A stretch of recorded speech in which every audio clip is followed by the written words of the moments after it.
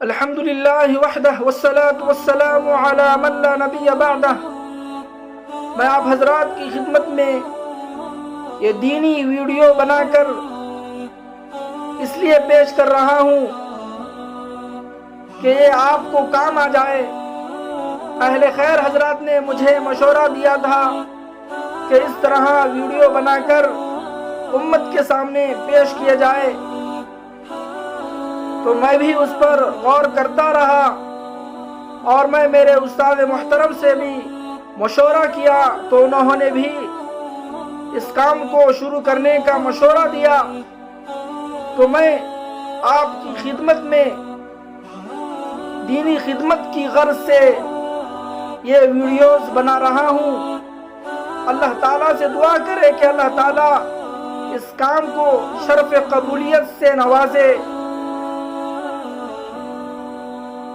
تراویح اور تراویح کی فضیلت کیا ہے میں آپ کو بتلاتا ہوں۔ تراویح کی نماز کو اللہ تعالیٰ نے اس امت کے لیے ثواب کی چیز بنایا ہے۔ عشاء کے بعد 20 رکعتیں 10 سلاموں کے ساتھ پڑھنا ہر مرد اور عورت کے لیے سنت مؤکدہ ہے، اور پورے قرآن مجید کو پورے رمضان میں ایک مرتبہ ختم کرنا یہ علیحدہ سنت ہے۔ 20 رکعتیں پڑھنا الگ سنت ہے، اور قرآن مجید کو تراویح میں ختم کرنا علیحدہ سنت ہے۔ تو دونوں سنتوں کو ہم زندہ کرنا ہے، لیکن ان حالات میں ان دونوں سنتوں پر عمل مشکل ہے، کیونکہ ہر گھر میں حافظ نہیں ہوگا۔ ہمیں تراویح اپنے اپنے گھروں میں پڑھنا ہے۔ گھر کے چند افراد مل کر باجماعت تراویح کی نماز پڑھنے کی فکر کریں۔ اگر گھر میں 4-5 افراد ہیں تو ان میں سے قرآن کو اچھا پڑھنے والا امام بنے اور تمام مل کر جماعت سے تراویح کی نماز مکمل کرے۔ اگر کوئی بھی امام بننے کے لیے تیار نہیں ہے، کوئی نماز پڑھانے والا نہیں ہے، یا کوئی نماز پڑھنے والا گھر میں آپ کے نہیں ہے، تو انفرادی ہی اپنی تراویح کی نماز مکمل کرے، پڑھ لے۔ اگر آپ کے گھر میں حافظ قرآن ہے تو بہت بڑی نعمت ہے، بہت بہتر ہے، تو تم اس کے پیچھے مقتدی بن کر تراویح کی نماز پڑھے، قرآن کی تلاوت سنے۔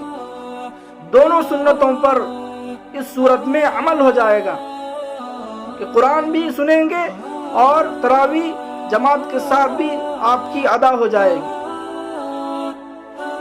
اگر حافظ قرآن نہیں ہے تو آپ ہی علم تر سے سورہ ناس تک 10 سورتیں پڑھ کر اپنی تراویح کو باجماعت ادا کرنے کی فکر کرے۔ گھروں ہی میں پڑھے، مسجد کا رخ ہرگز نہ کرے۔ ہم دیکھ رہے ہیں کہ حالات کیسے چل رہے ہیں، لاک ڈاؤن ہے، اس لیے علماء کہہ رہے ہیں، ہمیں مشورہ دے رہے ہیں کہ گھروں ہی میں اپنی نمازوں کو تراویح کو ادا کیا جائے۔ اسی طرح حدیث میں آتا ہے، من قام رمضان ایمانا و احتسابا غفر له ما تقدم من ذنبه، جس نے رمضان المبارک میں ایمان کے ساتھ اور طلب ثواب کی نیت سے رات میں عبادت کی، اللہ تعالیٰ اس کے پچھلے سارے گناہوں کو معاف کر دیتے ہیں۔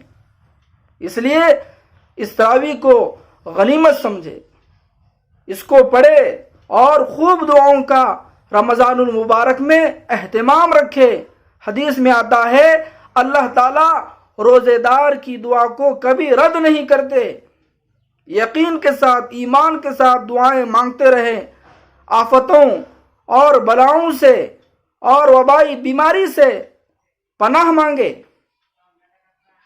اسی طرح رمضان المبارک میں ایک روزہ بھی ترک نہ کرے، کوئی بھی روزہ ہاتھ سے جانے نہ دے۔ حدیث میں آتا ہے روزے دار کی منہ کی بدبو اللہ کے یہاں مشک کے خوشبو سے زیادہ پسندیدہ ہے۔ اس لیے روزوں کا اہتمام رکھے، اللہ تعالیٰ سے اپنا تعلق بڑھائے۔ رمضان کا مہینہ یہ اعمال کا سیزن کا مہینہ ہے، اللہ تعالیٰ سے تعلق پیدا کرنے کا مہینہ ہے۔ اللہ کے رسول صلی اللہ علیہ وسلم اس مہینے میں خوب عبادت کیا کرتے تھے، خوب اللہ کے راستے میں صدقہ کیا کرتے تھے، سخاوت اس مہینے میں آپ کی بڑھ جاتی تھی، قرآن کی تلاوت آپ کی اس مہینے میں بڑھ جاتی تھی، تعلق راتوں میں اللہ تعالیٰ سے پیدا کرنے کا طریقہ بڑھ جاتا تھا۔ اس لیے ان باتوں کا خیال رکھیں۔ وآخر دعوانا ان الحمد للہ رب العالمین۔